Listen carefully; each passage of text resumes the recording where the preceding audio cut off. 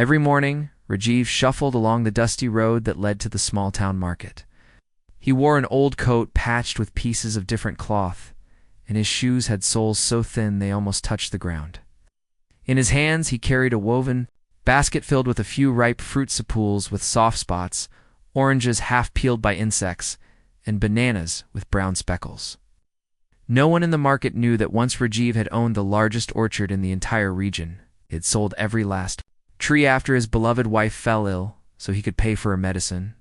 When she passed away, his heart closed like a gate in a storm, and he left his home to wander, hiding his past behind a mask of poverty.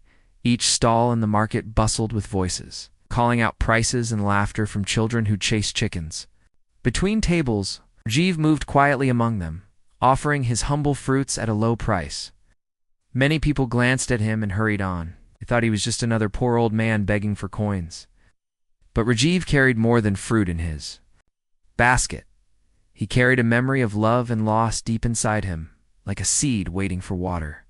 Every day he hoped someone would notice the kindness in his tired eyes and ask him his story. The sun climbed higher, and sweat dampened Rajiv's gray hair.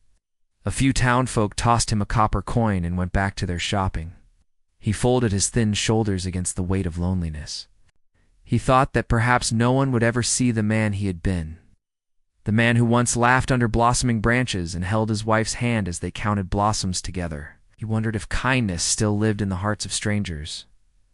Just as he began to close his eyes in silent prayer, a gentle voice said, "Please, may I help you carry your basket today?" He opened his eyes to see Santa, the school teacher he had sometimes watched from afar. She wore a simple dress, and her face glowed with warmth. Without waiting for an answer, she slipped his basket into her arms.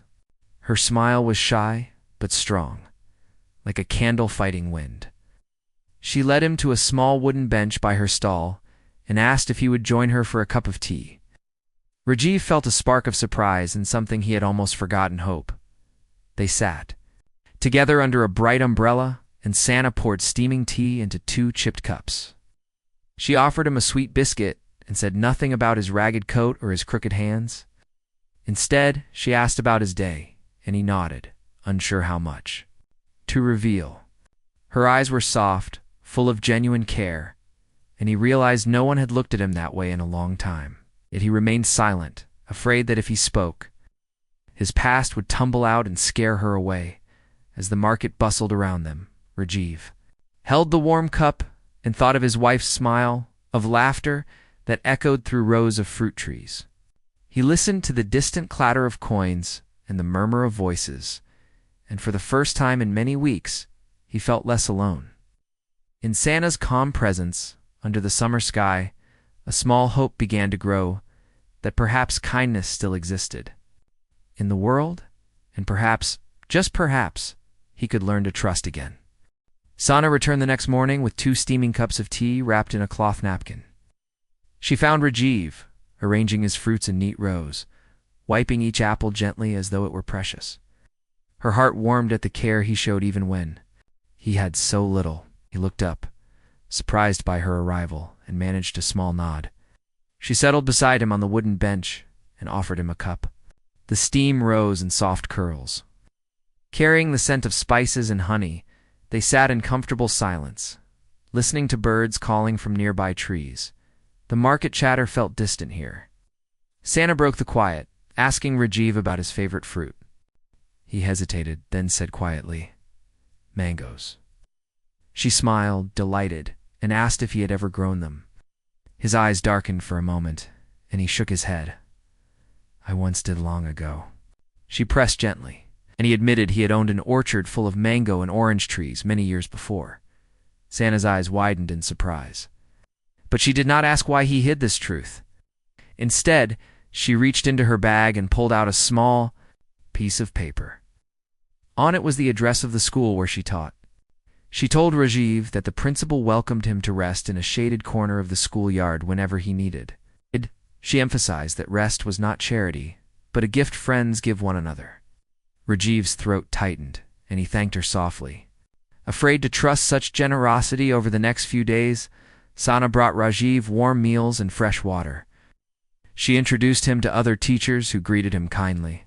Children waved and sometimes offered him drawings of bright suns and smiling faces. Rajiv placed these drawings in his basket as if they were rare jewels. I felt a shift inside him, like frost melting under gentle sunlight. Hope took root in his heart, fragile but real. One afternoon, as the sun dipped low, painting the sky in shades of pink, Sana guided Rajiv to a small garden behind the school. She knelt beside a young sapling, gently patting the soil around it. She explained that the school planted trees for every new student as a symbol of growth. She asked Rajiv if he would help water the sapling. His hands trembled when he held the watering can, but as he poured water over the roots, he felt a connection to life he had abandoned. Sana watched him, her face soft. She spoke of second chances and how every living thing needs kindness to thrive. Rajiv closed his eyes and felt tears warm his cheeks. He whispered, "I forgot how it felt to care." She placed a hand on his shoulder and said, "You never stopped caring. You only forgot that you deserved care too." That evening, as they walked back to the market, Rajiv carried his empty basket, but felt it full of something more: trust. He realized that beneath his poor clothes and quiet manner, he had found someone who saw his heart. And in that gentle recognition, he took a small step toward healing. That evening, Rajiv sat on the wooden bench near the schoolyard, watching the last light fade behind the trees. The sapling he had watered stood tall in its pot, and he traced the outline of its fresh green leaves. Sana joined him with 2 cups of warm soup and sat silently by his side. The air was cool, and the distant sound of children's laughter drifted from the playground. Rajiv held his cup with both hands, feeling the warmth spread through him like a soft blanket. He looked at Sana and felt gratitude he could not yet name. Sana broke the silence, asking gently, "Would you like to tell me about your orchard?" Rajiv's heart tightened. Memories he had buried for years came rushing back, rows of fruit. Trees heavy with blossoms, his wife's laughter under the sun, the sweet scent of ripening mangoes. He closed his eyes and took a slow breath. When he spoke, his voice was low but clear. He told Sana about the land that once belonged to his family, how he and his wife planted each tree together, and how they dreamed of sharing their harvest. With the whole village as he spoke, tears gathered in his eyes. He had not cried for her in a long time, fearing the pain would never ease. But with Sana listening, he felt safe enough to grieve. She stayed quiet, her hand resting on his arm, letting him feel her support without words. When Rajiv fell silent, she wiped his tears with her thumb and offered him another spoonful of soup. The world around them seemed to slow, and Rajiv felt his sorrow mix with a new feeling: relief. Over the next days, Rajiv found himself sharing more stories, spoke of his wife's favorite poems, and the songs they hummed while working among the trees. He even taught Sana how to tell when a fruit was perfectly ripe. She laughed as she bent low to smell a peach, and he felt a spark of joy return to his chest. More than once, he caught himself smiling at memories he thought he would never smile about again. One morning, as they walked through the market, one of the children ran up to them holding a drawing of a blooming tree. "For you, the girl," said, handing it to Rajiv. He knelt before her, surprised and moved. He pressed the drawing to his heart and thanked her with a gentle bow. Sana watched with a proud smile. In that moment, Rajiv realized he was no longer the lonely old man he once was. He was someone who had stories to tell and gifts to share. That afternoon, Rajiv returned to the school garden. He dug a small hole beside the sapling and planted a cutting from a lemon tree he had bought with his first coin earnings. His hands trembled in the soil, but the act felt right. As he patted the earth, Sana stood nearby holding a watering can. Together they nourished the ground, and Rajiv felt a sense of purpose bloom within him under the soft glow of the setting. Son Rajiv looked at Sana and whispered, "Thank you for seeing me." She placed a hand over his and said, "I have seen you from the start." In that quiet moment, the bond between them grew stronger. Rajiv knew that he had found more than friendship. He had found family. For the first time since his loss, his heart felt ready to grow again. That morning, Rajiv invited Santa to walk with him beyond the town's edge. He led her down a narrow path lined with wild flowers and low shrubs. The air smelled of earth and grass. Santa listened as Rajiv pointed to a distant field where broken fence posts and tangled vines marked the boundary of his old orchard. He swallowed hard and said, "This used to be my home." They reached the field's gate, rusted and hanging on one hinge. Rajiv pushed it open with effort, and it creaked like a long-forgotten song. Inside, gnarled tree trunks rose from the ground, their branches empty of fruit. The grass grew tall between them, and the earth held scars from heavy rains. Moment, Rajiv stood still, eyes fixed on the silent rose. His chest tightened with memory and loss. Sana stepped beside him and gently touched his arm. She said, "It looks tired but alive, but it just needs care." Rajiv nodded and wiped his eyes. He remembered planting each sapling with his wife, their laughter bright as birdsong. He remembered her soft hands guiding his in the soil. Now the orchard lay abandoned, waiting for someone to believe in it again. They walked between the trees, and Santa picked up a small green sprout breaking through the ground. She held it to Rajiv and said, "Look how strong life can be." He knelt and brushed away dry leaves around the sprout. A tear fell on his palm. He whispered, "I thought it was over." Sana placed her other hand on his back and replied, "It's just the start of something new." Over the next hour, they planned together. Rajiv told Sana where the best soil lay, where the sun reached longest, and where the old well still held water. Shna offered her help to clear vines and bring tools. She said she would ask the school children to join and plant seedlings. Rajiv felt a warmth in his heart that he had not felt in years, a hope that the land could heal, just as he was healing. As they worked, shadows lengthened. Sana filled an empty watering can from a bucket Rajiv found near the house ruins, poured the first refreshment over the soil around a young tree stump. The water soaked in, and little droplets clung to green shoots. Rajiv's lips curved into a small smile. He said, "I haven't done this since before she died." Santa placed a soothing hand on his shoulder and said, "We will do it together." When the sun dipped low, they paused and sat on a fallen log. The sky turned soft pink, and crickets began their song. Rajiv looked at Santa and said, "You are more than a friend." His voice shook. She smiled and answered, "You are like family to me." In that quiet moment, the orchard field seemed to breathe beside them, as if relieved to have someone who cared. They walked back to the town under a silent sky, their steps light. Rajiv carried a small bundle of garden tools, and Santa held two. Jars of fresh water? His coat looked less ragged now, and his eyes shone with renewed life. As they reached the market path, Rajiv paused and said, "Thank you for helping me find my home again." Sana squeezed his hand and replied, "Thank you for trusting me." Together they left footprints on the dusty road, a promise that neither land nor heart would stay empty for long.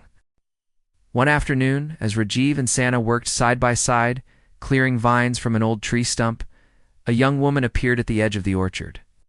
She hesitated, clutching a small bag, and watched them with wide eyes. Sana looked up and smiled warmly, then called to her, "Would you like to help us?" The woman stepped forward slowly, and when she drew near, Rajiv's heart stuttered. The stranger's dark hair was tied back like his late wife's, and her eyes held a familiar sparkle. She spoke his name softly, "Grandfather." His hand froze on the vine he held, and for a moment he could not breathe. The woman introduced herself as Aisha, Sana's niece, who had come from the city after hearing stories of an old man in the market selling fruit. She held out a faded photograph of a younger Rajiv and his wife, standing beneath a mango tree in full bloom. Rajiv's hand shook as he recognized the place in the picture, his own orchard years ago, alive and green. Ow. Tears welled in his eyes as he remembered the laughter of that day. Aisha wrapped her arms around his neck and whispered, "I thought I lost you forever." Sana watched quietly, her heart swelling with compassion. She stepped back to give them space, bringing a fresh watering can for Rajiv. As Aisha led him to a broken fence post, she told him how she had searched for family after her mother's death. She had seen a newspaper clipping about a kind man in ragged clothes selling fruit each morning. Something in the story felt familiar, and she traveled all night to find him. Standing before the man she called grandfather, she felt both. Grief and relief crashed together inside her. Our age knelt to meet Aisha's eyes, his voice trembling. "I am so sorry I left without saying goodbye." He explained how grief had driven him to hide his past, to test whether kindness still lived in the world. Aisha placed a gentle hand on his cheek and said, "We all hide when we hurt. But you found kindness, and now we find each other again." She brushed a tear from his cheek and smiled, offering forgiveness more tender than he had dared imagine together. They returned to the sapling and young shoots that Rajiv and Sana had planted. Aisha knelt beside them and pressed her hands into the soil. She said she wanted to help restore the orchard to honor her grandmother's dream. Rajiv looked at Sana, gratitude shining in his eyes. He realized that without Sana's kindness, he would never have trusted enough to let family back into his life. Sana smiled and said, "Family grows in hearts, not just trees." As the afternoon sun glowed through the leaves, Rajiv, Sana, and Aisha worked as one. Aisha cleared weeds while Rajiv and Sana planted new seedlings. Laughter filled the air where only silence had lived before. Rajiv felt joy ripple through him, a promise that the land and his heart would heal together. When they paused, Aisha presented Rajiv with a simple wooden sign she had carved. "Rajiv's orchard love grows here." He hung it on the gate with trembling fingers. That evening, as they walked back along the dusty road, Aisha held Rajiv's hand, and Sana walked close beside them. Rajiv looked at the two women who had saved him, one by kindness, the other by family, and his heart swelled with hope. He whispered, "I'd never thought I would be home again." Sana squeezed his hand and replied, "Home is where you are loved." In that soft twilight, the old man's heart unburdened its sorrow, and for the first time in years, he walked forward into a future filled with family, friendship, and new beginnings. Rajiv, Sana, and Aisha returned to the orchard early the next morning. Sunlight filtered through the trees, painting patterns on the soft earth.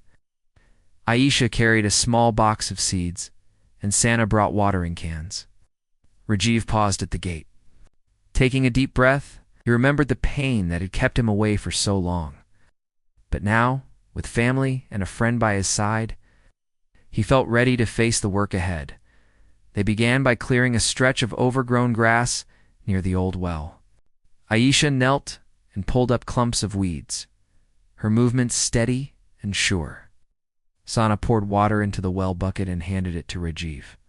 He lowered the bucket, felt it fill, and hoisted it carefully. Each drop he poured onto the soil seemed to wash away a bit of his old sorrow. He felt the earth come alive under his hands. As they worked, a few villagers stopped by, curious about the activity. Some remembered Rajiv as the orchard owner from long ago. One by one, they offered help. A carpenter brought tools to repair the fence, and a baker delivered fresh bread. Rajiv watched their kindness and smiled. He realized that the world still held generous hearts, just as Sana had shown him. Each act of friendship warmed him like the sun on his face. Around midday, they paused for lunch beneath a spreading neem tree. Aisha shared sandwiches, and Sana poured sweet tea from a thermos. They sat on a faded blanket and talked quietly. Aisha spoke of her dreams for the orchard, imagining rows of fruit trees heavy with blossoms. Sana told stories of school children reading poems under its shade. Rajiv listened, feeling tears of joy. He had never thought his orchard could mean so much to others after eating. They planted the seeds Aisha had brought: mango, guava, and lemon. Rajiv dug small holes and placed each seed gently inside. Sana covered them with soil, and Aisha pressed the ground around them. As they finished, Rajiv laid his hand on the earth and whispered, "Grow strong." He promised to care for each seedling as he once cared for his wife's memory. The soil felt rich and full of promise. That evening, they lit a small lantern by the well. The soft glow revealed the newly cleared path, and the young plants lined like hopeful soldiers. Rajiv stood between Sana and Aisha, looking at their work. He said, "I was lost, but you helped me find my way." Sana leaned on his shoulder, and Aisha took his hand. They shared a quiet moment of understanding. Loss could be honored, and new life could begin. When the lantern's light flickered, They walked home together under a sky full of stars. Rajiv's heart felt lighter than it had in years. He carried with him the warmth of family and the strength of friendship. As they passed the market stalls still closed for the night, he felt a quiet excitement for the days ahead. In the soft night air, Rajiv knew that he was not alone. He had love to guide him and a future to grow, one seed at a time. Rajiv woke before dawn, the first light of morning soft on the horizon.